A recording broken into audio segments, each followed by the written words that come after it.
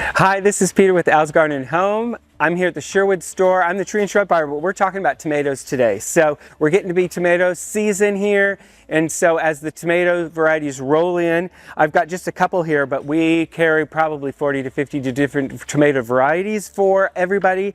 Let's talk about some of the things that you're going to need when you plant your tomatoes to have a successful tomato season.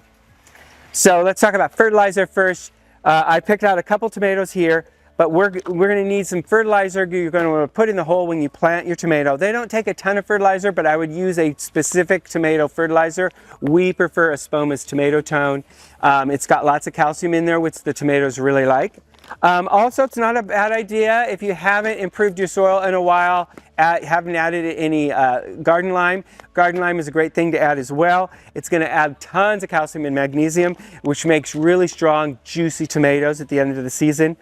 If you're planting early, you might, or we're getting some frosty weather, because sometimes it's great weather in April, May, and then suddenly we get some cold weather. We have some options for you. After you've planted your tomatoes, you don't need to rip them out and put them in the garage. We've got insular walls of water here. We have frost cloth, things like that. You can just temporarily put over your small tomato plants until the danger of frost goes away. Now we're going to talk about some support for your tomatoes. You're going to need some sort of support. Tomatoes are big, bushy. They're either bushes or they can even be vines. So make sure we sell all sorts of tomato cages, different sizes, different colors. This is a nice purple one. That's kind of fun. I've got this rustic copy here. Bigger is always better. Look to see what kind of tomato you're growing. If you're growing a cherry or more of a vine type, you want a big cage like this. If you're doing more of a bushy one, then you could probably get away with one this big. If you don't have, tomatoes typically are grown in the ground.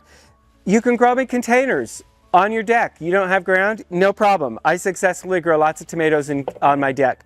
Just make sure you put them in a big container. Tomatoes grow big by the end of the season. They need lots of root run to support all that growth. So make sure you're getting at least a 15-gallon volume sized pot for your tomato.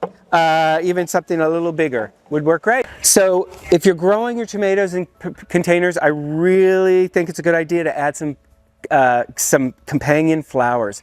The reason being is tomatoes are fruit and they need to be pollinated. So I've got some sweet alyssum here, I've got some marigolds. Both of these will attract your pollinators like honeybees, and they'll come to these plants and then they'll find your tomato flowers and they'll pollinate those as well. That's going to just ensure you have a really good harvest of tomatoes and a good crop.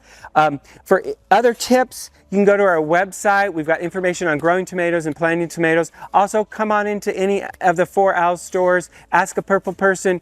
We're here to answer your questions as well. So thanks for spending a little time talking about planting tomatoes.